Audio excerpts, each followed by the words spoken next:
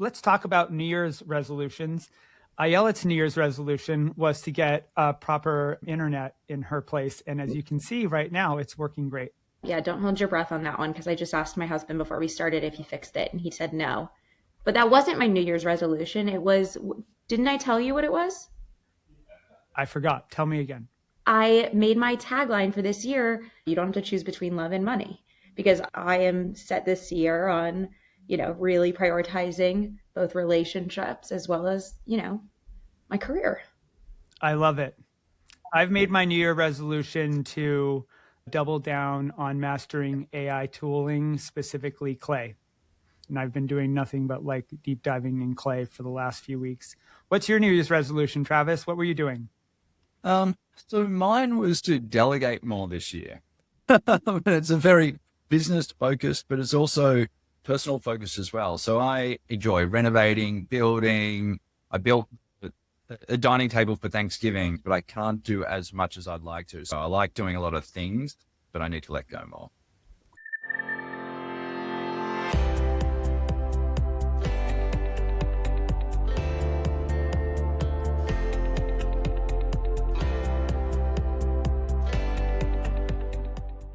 Welcome back to the Inorganic Podcast. My name's Christian Hassold. And I'm Ayelet Shipley. And on this podcast, we talk about all things M&A in SaaS and tech-enabled agencies. That is right, my friends. From market trends to deal making, how AI is impacting the industry, we bring you to the front lines to talk to the people who are doing the things and help level up the playing field for all of us. So welcome back. We are very pleased to have on the show with us today, Travis Johnson, co-founder of Podean, which is one of the rising star, fast-growing Amazon retail media agencies, which has a global marketplace angle to their business. It's very interesting. It's also very financially attractive, so much so that it secured the backing of Mountaingate in the middle of last year. Travis is joining us on the podcast today to talk about the journey in building the business, their partnership with Mountaingate, and some recent M&A. Travis Johnson, welcome to the Inorganic Podcast.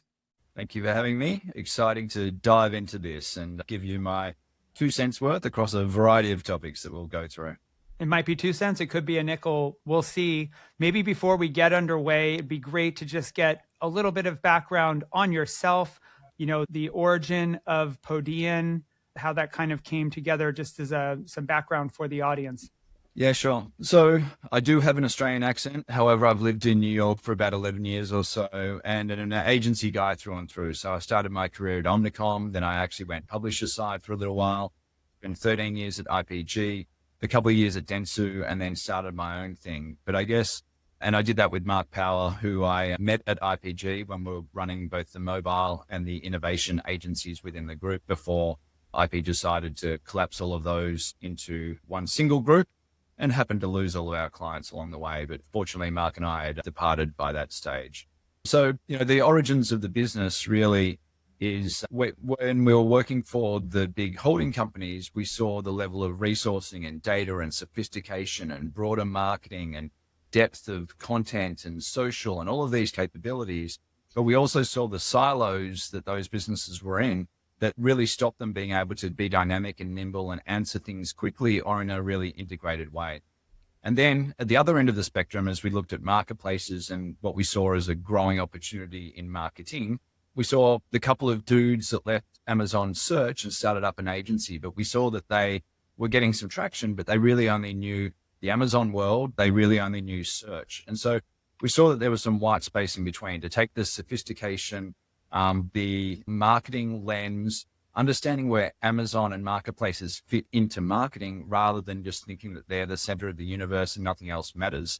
So we saw a space in the middle to do the white glove service, end-to-end, integrated global solution for brands that need support in marketplaces, which is becoming increasingly important within the retail landscape.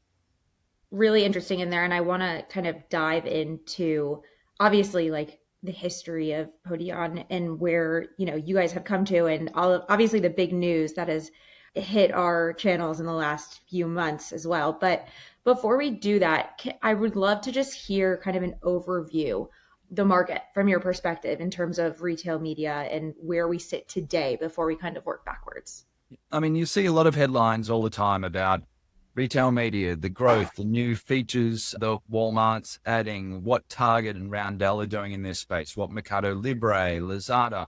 There's headlines all the time. And I guess the importance of retail media per se and the, retail marketplaces and online stores is becoming very, very important to brands. But it doesn't tell the full story, because the best media performance in the world, where you aren't priced correctly, you don't have the right products, you're not in stock, you've got poor reviews, you're not answering buyer messages, you've got aged inventory, all of those things, you've got content that doesn't convert, the best media performance in the world isn't worth anything.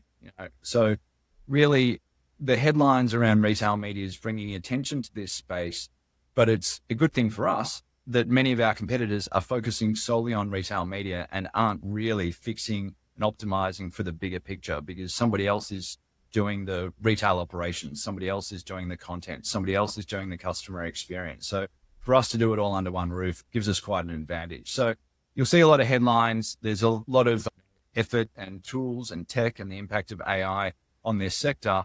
However, it's still hard within the structures of large agencies to do a great job servicing what brands need in the retail media / marketplace space. And obviously that's the reasoning behind some of the bigger acquisitions within holding company groups. So where you've got Omnicom and Flywheel, obviously you've got Publicis and Mars Agency, to build those capabilities within the silos and structures of the holding companies is difficult. So acquiring something that already works within that space seems to be the current trend.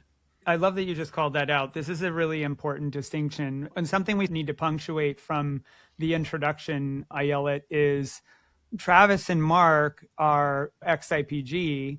And as you guys remember IPG, right? It used to be a holding company. That? Yeah. So.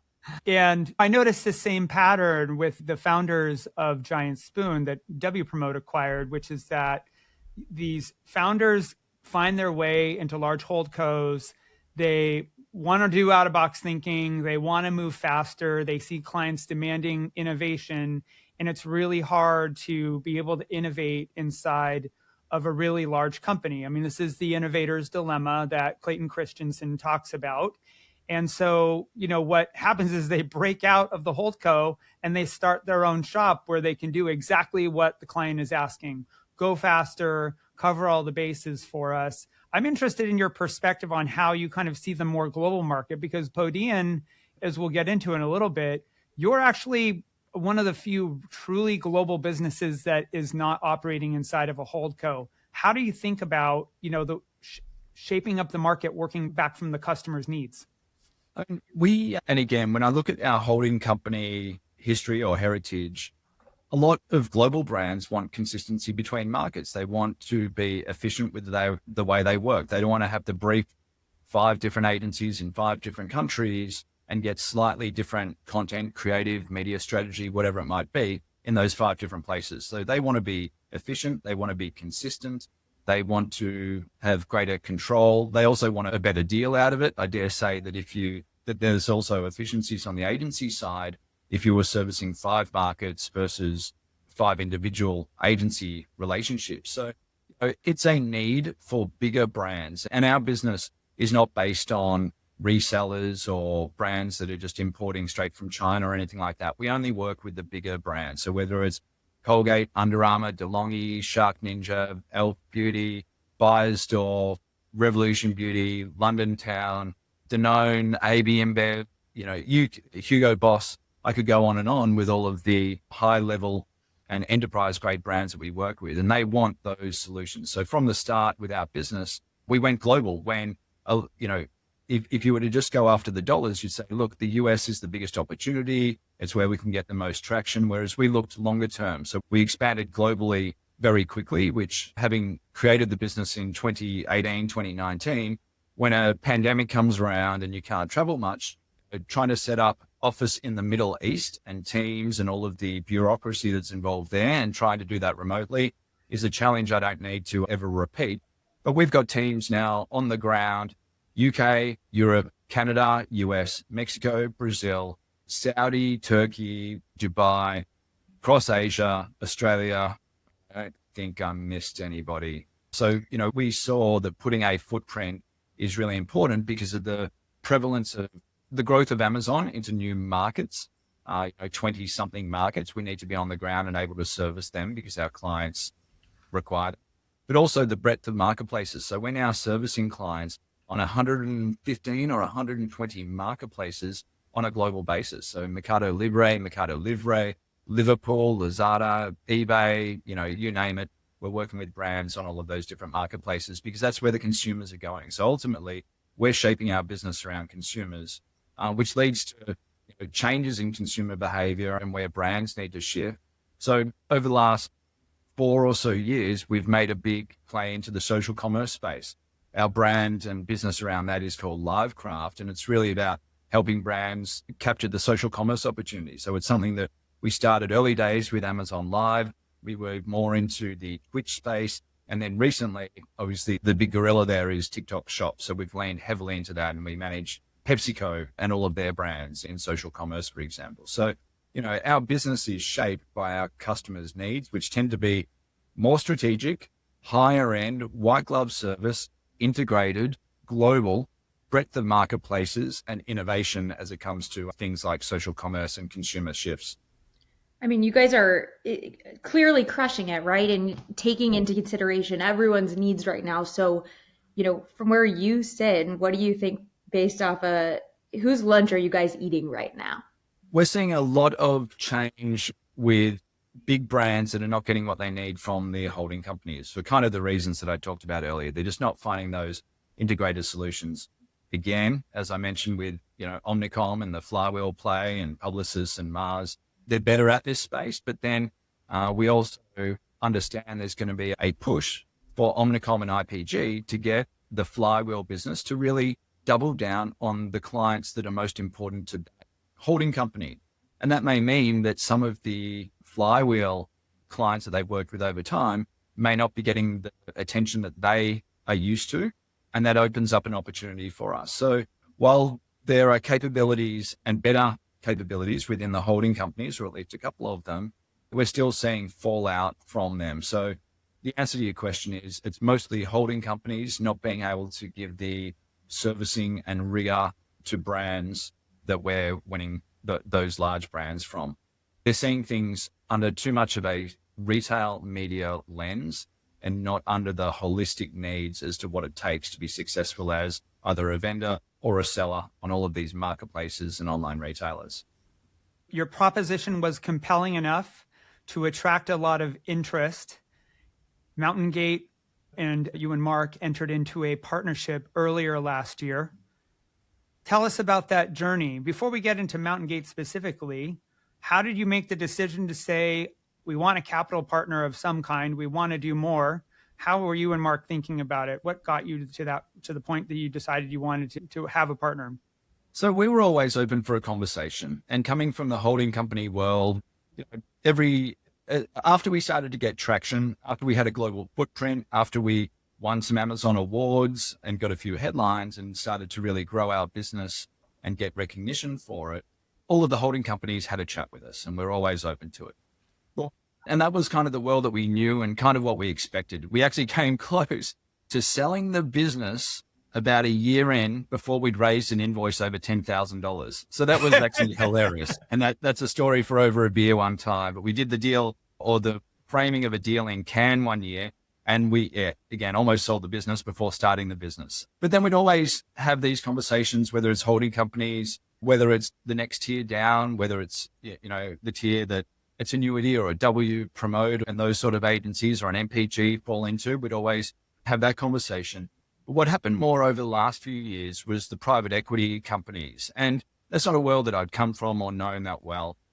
And so, again, trying to educate ourselves as to what the possibilities might look like, we would entertain a conversation. We'd hear them out. We'd learn more about the structure. We'd learn about things like roll-ups and buyouts and incentive equity and all of these things that I wasn't as familiar with. But we were never for sale. And I think, as the adage goes, you're only going to get your best deal when you're not for sale. But we'd entertain a conversation. And as we got to understand the private equity world, we heard of this sort of threshold of $5 million of EBITDA tends to be the point at which the business is established and stable enough and more reliable for growth that you could get a higher multiple. And indeed, you could become what's called a platform within the group. And again, this was terminology that we weren't familiar with a couple of years ago. And so that's what we ended up striving towards. We weren't keen to go back to some of the holding companies and other agency groups that we just didn't feel would be able to capitalize on it. And we're also a bit nuanced in our business. Not every suitor in the US wants a global footprint. They may not want to deal with the Middle East. They may not want to deal with Brazil, whereas we're seeing a lot of traction there. They may not want to expand into the social commerce space and influencers and contracting and content creation at scale and things like that. So we weren't, for some businesses, we were a expansion and an exciting solution because we've got that, say, global footprint. For others, it's something that wasn't in their core strategy. So, we were looking at who we could partner with, how it would work. Again, we were a bit turned off from the politics and how the bigger holding companies work. So that sort of eliminated itself as an option over time. And then this whole idea of becoming a platform came about. And we're like, okay, this feels like the best of both worlds. It allows us to be the agency that's, I guess, the foundation of a group that would be built over time. So it leaves us with that degree of control and really being able to double down on what's made us successful to date. We feel that we'd have a greater influence and say in the future direction of the business, but we'd have this capital behind us that would allow us to buy new capabilities, invest in new capabilities, broaden our footprint, and really grow a group of businesses that dominates. And ultimately, if anybody knows Mark, he's a very competitive guy. He's run across deserts and cycled across countries and things like that. So it's in his DNA to win. And that's what we wanted to do. We wanted to be the biggest, the best, the most respected, the most renowned, and also, importantly, the most desired employer of businesses. So especially off the back of what Mark does, we spend a lot of time on culture and initiatives within the business. So we like the idea of a platform. So then after we got educated on about this whole platform and add-ons, all of these sorts of things, we had a few more pointy conversations with some businesses we'd known for a little while, some that we'd known for a longer time. And we really liked the team at Mountaingate. We liked a couple of other private equity companies as well. But it really came down to 2 or 3 decisions if we were going to go down this path. And Mountaingate, with their track record across business like Tenuity and the Mars agency, they know this space well. We've really enjoyed our interactions with them, and we'd known them by the time that we sold to them. Since 2021 is when we first started talking to them. So we'd known them for 4 years, and that relationship, that reputation, and the results that they'd achieved over time was really important. And we got on the phone with some CEOs of other businesses within their portfolio, and they only had good things to say. And at that point in time, they're still owned by Mountaingate, but they could give us the warts and all, and there weren't many warts that came out. So we decided that they were the right partner. But the process went from thinking broadly, learning what's possible out there, how private equity works versus strategic partners, how control works, how we'd be able to align on growth and how we would want to build the business. And then a lot of it comes down to personality and alignment and making sure that we've got the right collective perspective on what the future and opportunity looks like.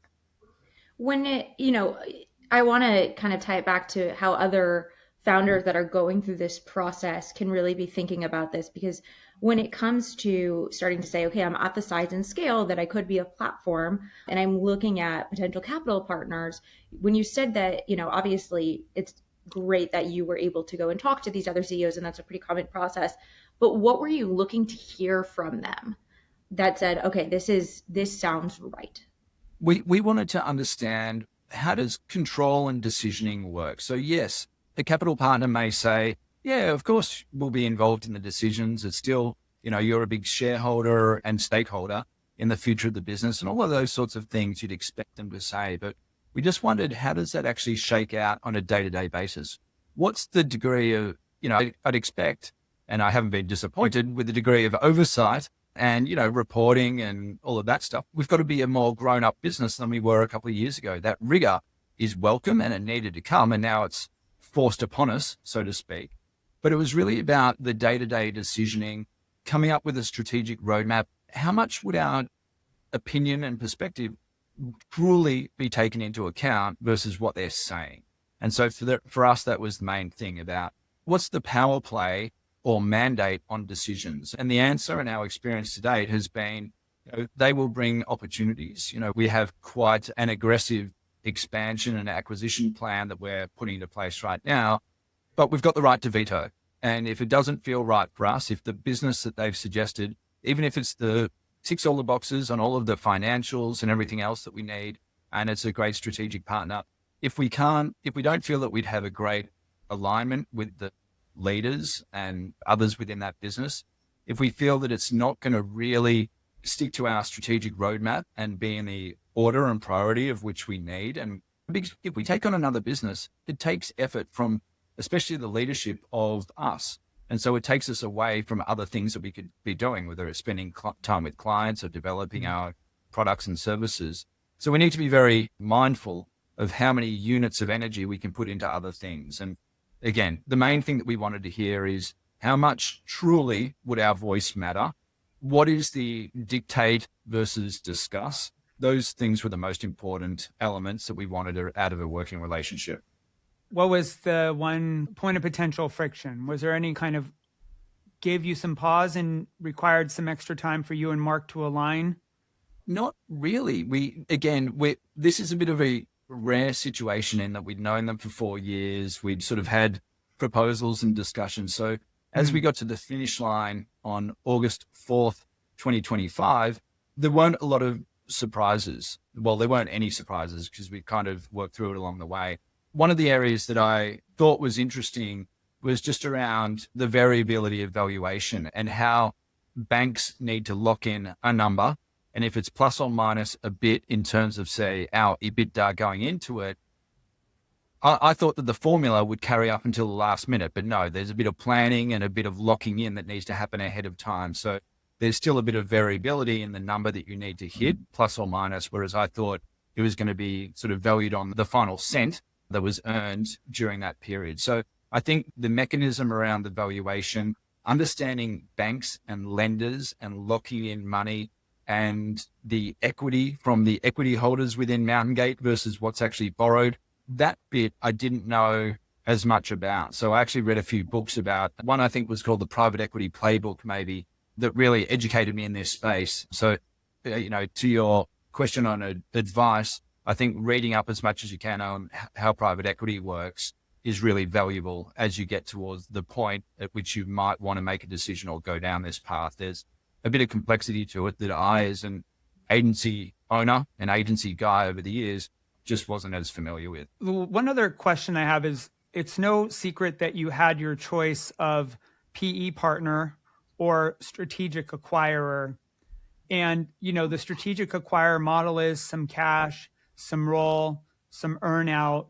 Like, what was really the defining difference if you set aside the upside opportunity for you as founders that PE presented that a strategic couldn't give you? And I think I'd love for you to answer this question. And if we're talking to other strategics out there, was there any difference maker that they could put on the table that really would have made you say, I would like the idea of being joined up with a full service agency, but we couldn't get this from them? Because I think some of them need to be thinking about, ways to attract great talent and great leaders like yourself who have a real vision to do something that will, break the glass of the difference between independent agency and Holdco. Yeah. So, and I also worked at Dentsu and created a marketplaces consulting practice that sat across all of the different Dentsu agencies, whether it was iProspect and Merkle and all of, DentsuX and all of the different capabilities there, 360i. And one of the things that holding companies or strategics find hard is around the earnout element to things. And so what I've seen over time is, were we to be acquired by a strategic, most of them are very familiar with the concept of earnout, such that there are certain goals over a 1, 2, 3 year period that the acquired business would get paid a certain amount of money up front, which is typically not going to be a lot in the proportion a huge percentage. And then the big opportunity comes if you hit your numbers over the coming years. However, the earnout structure leads to separation, because do we want to share business and feed it to this new business that we've acquired and help them reach their earnout and pay them more?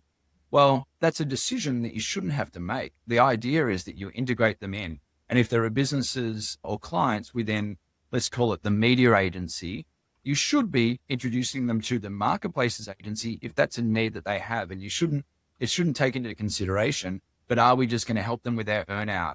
Is there going to be a different earnout based on what they get directly versus what they're fed from the broader group? All of these things around earnouts can really complicate integration, cross-sell, upsell, and ultimately giving the clients what they need. And, I've been in situations where I would have a client that came on board in a holding company. I'd be like, okay, so partnering with this agency within the group would be the best solution. They're like, no, you can't do that. They're on an earnout. Don't feed them more.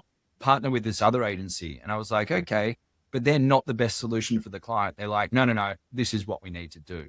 So my first bit is around the earnout mechanism, and that can be challenging for businesses because then you're basically just an island inside a bigger group and you're not getting the advantages that you'd really want for joining that group. So that's the first bit.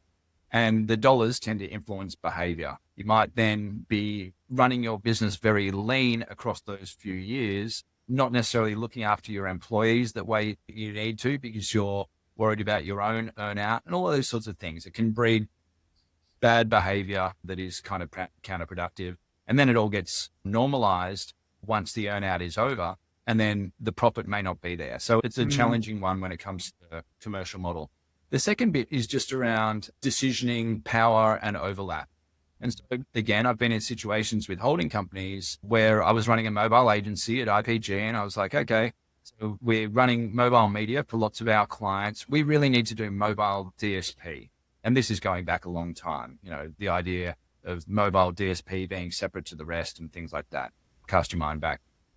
But I was told, no, you can't do that within the mobile agency because DSP sits within the DSP agency, which is called Cadrian at the time. And I was like, okay, but they're not servicing any clients in this way. They've got no revenue coming in. I've got a lot of demand for that. The answer was no. It sits with them, whether you like it or not. So understanding, trying to limit overlap and look after the clients versus some of the entrenched divisions and capabilities within holding companies can be difficult. You can imagine, and I wasn't there obviously, but Flywheel coming into Omnicom, how many Omnicom agencies would be booking stuff on Amazon and with Walmart and Target and other retailers? Most of them. Yeah. How do you differentiate between that? What does Flywheel do that they don't do? What's the decisioning around net new client comes into Omnicom and they call up, I don't know, OMD? Does that get referred into Flywheel because they're a better place, or does OMD go after it? So all of the rules of engagement, the management of overlap, differentiation between the businesses, that stuff, it needs to be sorted, in my opinion, by the holding companies and the strategics if they were to attract businesses like us. So you just touched on some of like the interesting rules, right? And kind of the challenges that we go through when it comes to the M&A world and the private equity world. And you not only took on a capital partner, but you also went through an M&A strategy at the same time. So shifting kind of into the Commerce Canal deal, talk to us about how that started to come about. Like when did this come onto your radar? How did they come to you, or you can't come to them? Give us the gist. I mean, it was announced at the same time. So basically it was like, we got a capital partner and we closed an acquisition. Surprise. I don't know if it happened exactly in that order, but we were working in parallel from day one. So as we were talking to Bruce, Will, and the Mountaingate team, they said, hey, we've got another opportunity that we think will be immediately complementary. They're a really healthy and growing business led by this very strategic consultative guy by the name of Ryan Craver. They're based out of New York, which is handy because it's near where I live.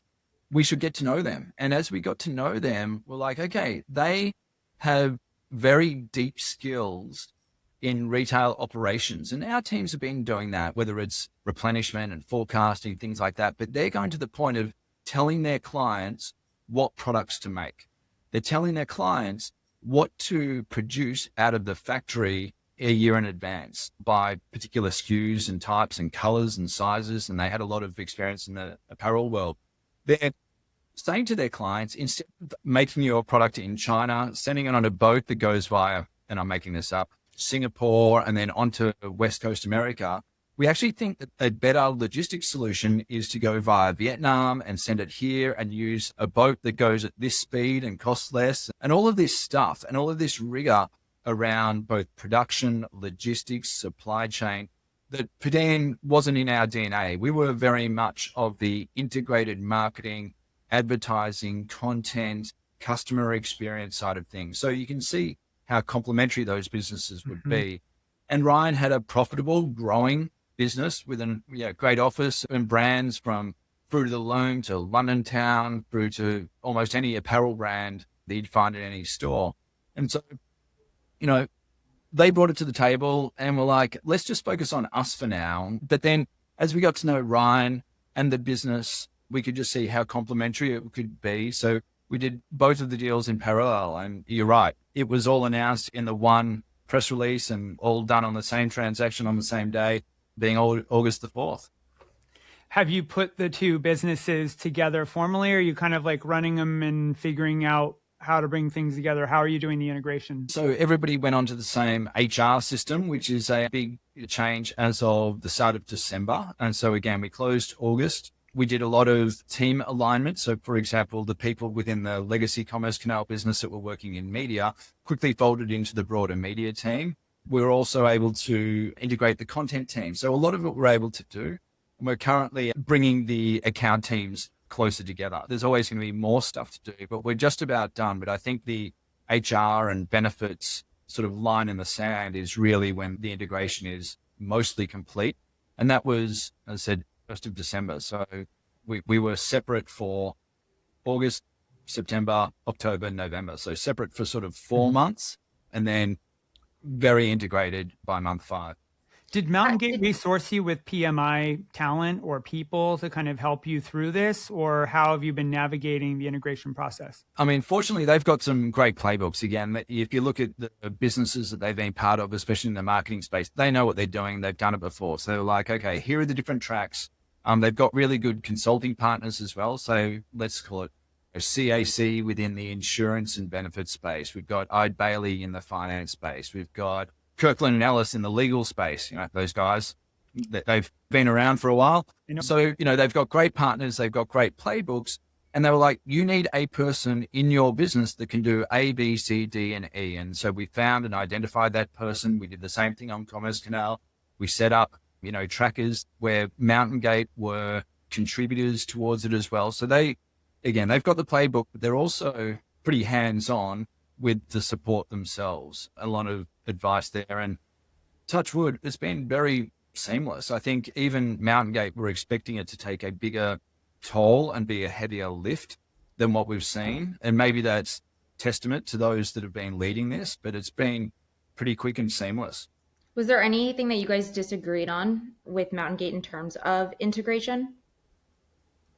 No. And again, and I'm not saying that just because I like the Mountaingate guys and, they're a majority owner of our business these days, but there actually wasn't. And I think we've got the benefit that they've been through a tenuity and 5, 6 acquisitions along the way with a tenuity. Same with the Mars. They've done this so many times.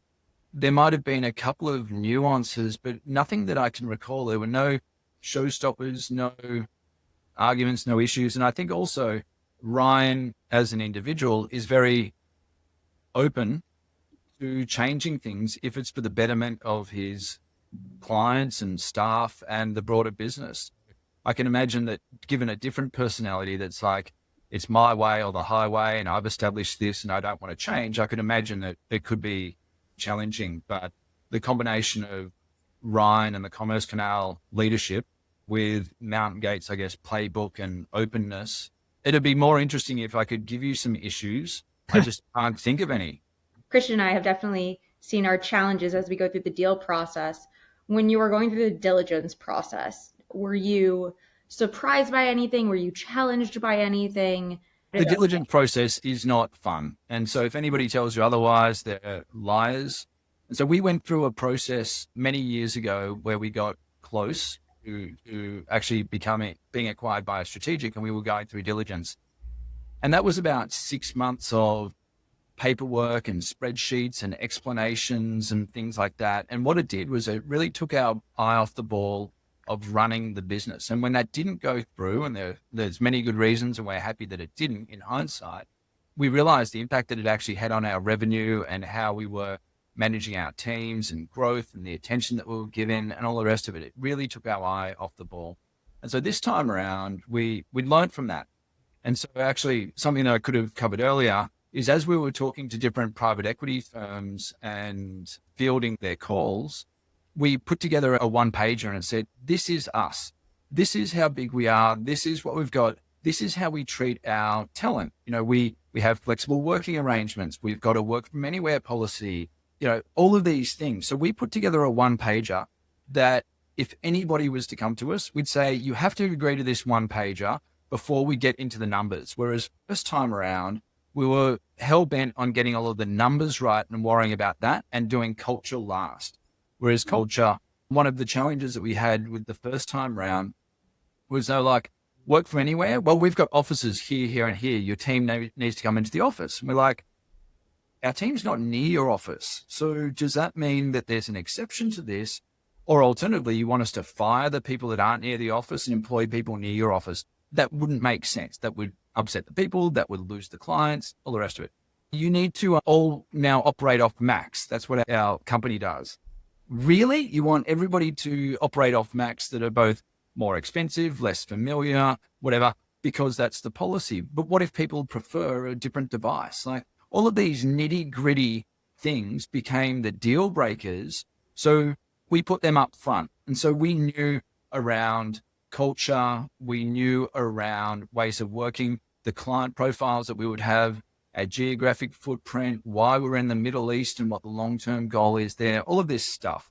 So a long way of answering your question, we were very set in what we are as a business, what we need in a partner, and then the numbers. We've got a robust finance team, and we've got great accountants. We knew the numbers would shake out. So it would take time to get there and to make sure that we've got the quality of earnings and that they've done the due diligence on every client contract, supplier agreement, policies around data and whatever it might be. So we knew all of that stuff would check out, but covering the culture, the future, the strategy, that was the most important. So the due diligence process is painful.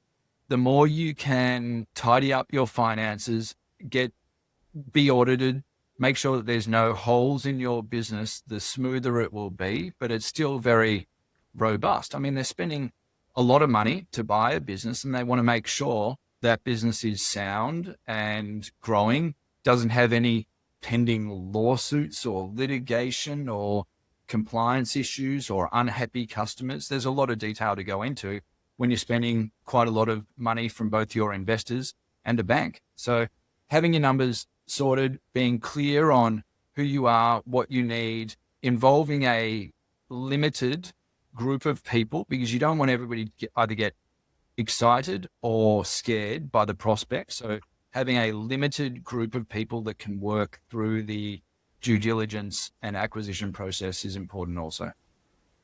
I think he just gave us a master mini course on prepping for the M&A process. We have to slice that piece out of here and tear it off.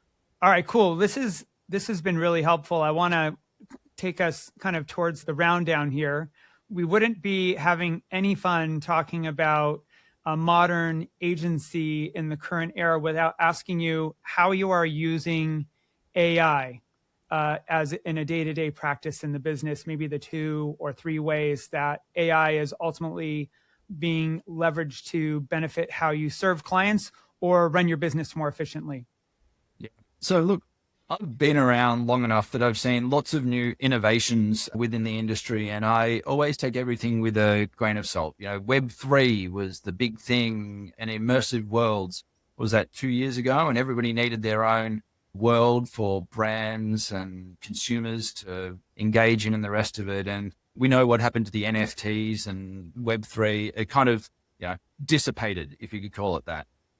I think AI is different. I think it is fundamental, but I'm also not getting caught up in the hype. There's not a single thing that we do in our day that somebody doesn't tout an AI solution for.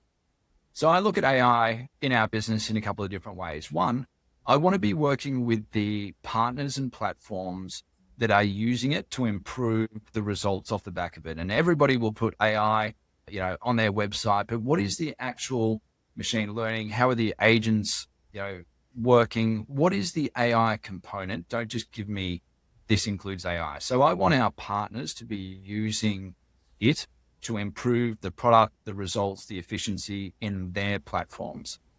Secondly, the main benefits I see are around efficiency, intelligence. And so I tasked a team, and actually I also used an external consultant who's more expert in this space, to go through our business and look at areas of, let's call it bottleneck or frustration, because I don't want to lead with how can AI apply to our business. I want to understand what the problem is first. I then want to rank it against how, if we were to solve that, how would it impact our clients' business? How would it impact our relationships with our clients? And how would it impact our own staff and the quality of work that we produce?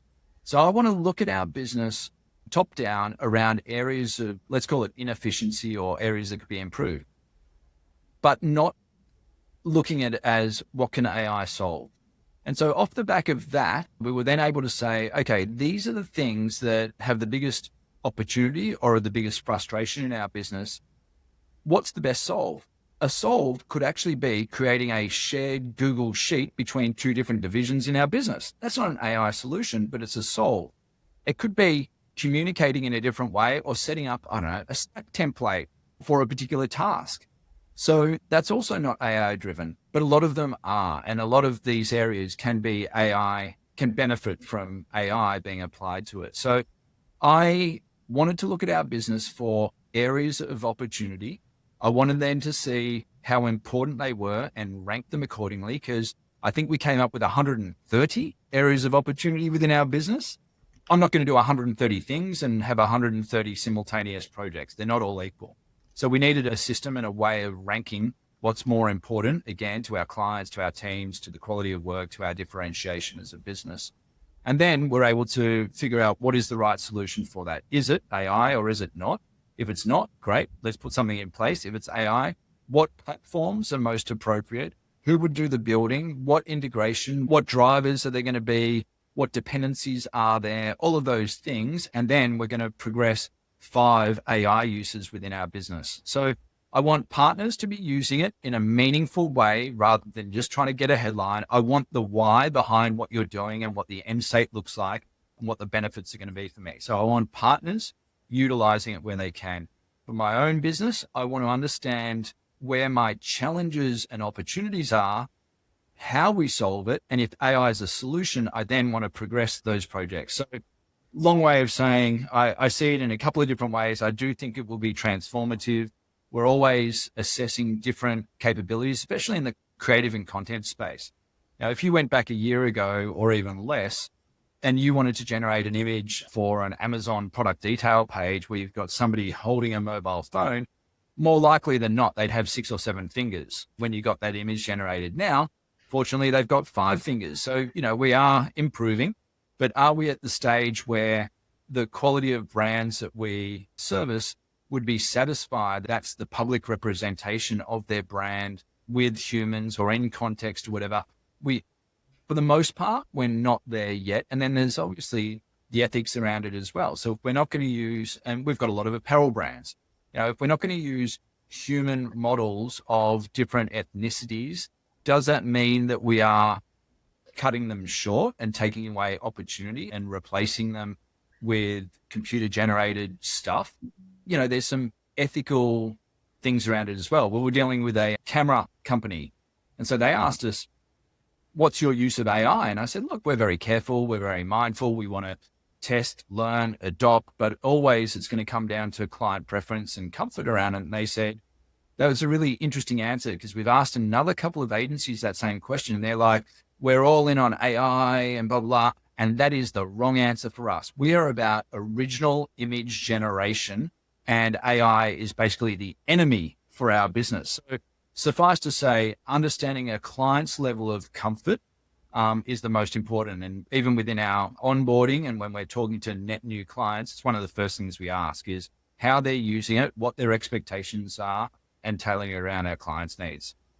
You have an incredible way of thinking through things and like very much staying to what's true to you and the culture and the values that you set forth, but also really being on the forefront of what's happening and how do you kind of blend the two together. So kind of with that in the last minute, is there anything you can share about what's coming next for the business that is exciting, or I don't know, big news that's happening? Shortly after both the acquisition by Mountaingate and the acquisition of Commerce Canal, we went into a sort of week offsite with all of the leadership across our businesses and global representation as well.